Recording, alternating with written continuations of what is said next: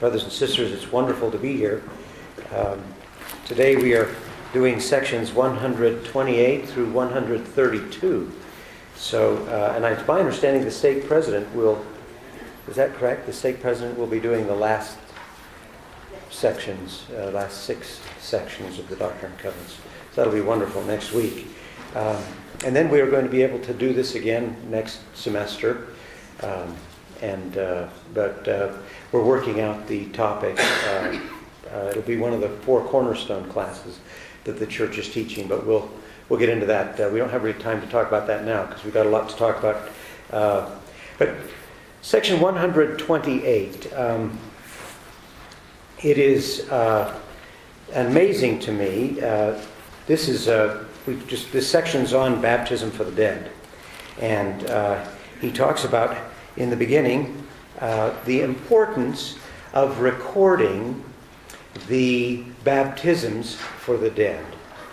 Now, back when this section was given in 1842, when the doctrine of baptism for the dead first came out, people went down to the Mississippi River, and Mrs. Jones, Sister Jones, baptized for Brother Hunter's grandfather, and they didn't know. Everybody baptized for everybody else.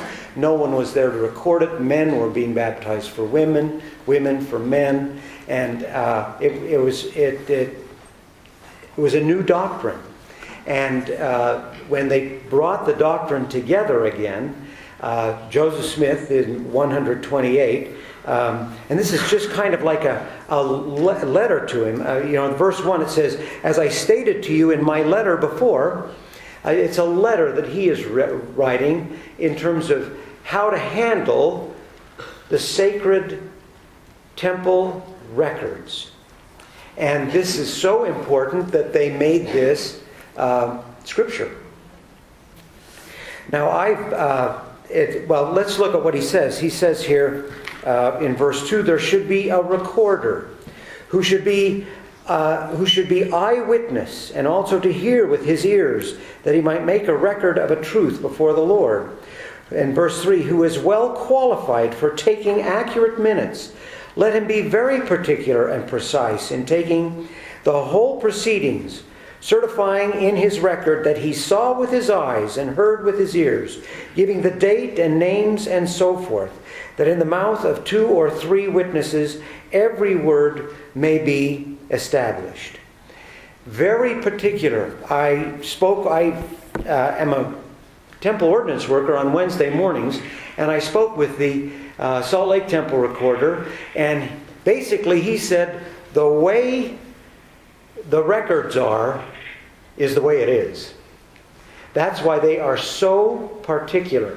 If I take someone who is getting their initial endowment, their endowment for themselves, and by some means give them the wrong name, the wrong new name, that new name becomes the name.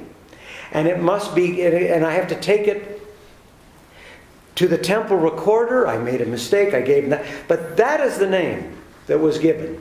And that is then sent to every temple in the whole world, so that if that person ever forgets his new name, he can get his new name at any temple.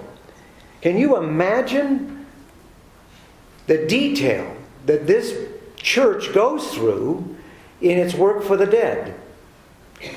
We will be judged out of the records, and they must be accurate. And I was amazed when I talked to this temple recorder. He goes, "Oh yeah, these are the records. If we make a mistake, there's a mistake." And so that is basically what this section is about. Verse 7, I think, says it all, where he says, "You will discover in this quotation that the books were opened, and another book was opened, which was the book of life. But the dead were judged out of those things which were written in the books." So, be careful when you do your genealogy. Let's see. An interesting thing in verse 17, where Joseph Smith says, in this matter, this most glorious, he's talking about baptism for the dead, this most glorious of all subjects belonging to the everlasting gospel, namely the baptism for the dead. He is basically saying that the most glorious of all subjects is the doctrine of the baptism for the dead. Why would that be? You know, we normally don't sit on the edge of our seat and go, great, the talk's going to be on baptism for the dead. I was hoping for this. You know, you don't do that. I mean, it's dead. It's a dead subject. Well, no pun intended, but we just don't. But why is it glorious? I'll tell you why it's glorious. Because this church is the only church in the whole world, and the only reason why is because it's the true church, but it has the only solution for everyone.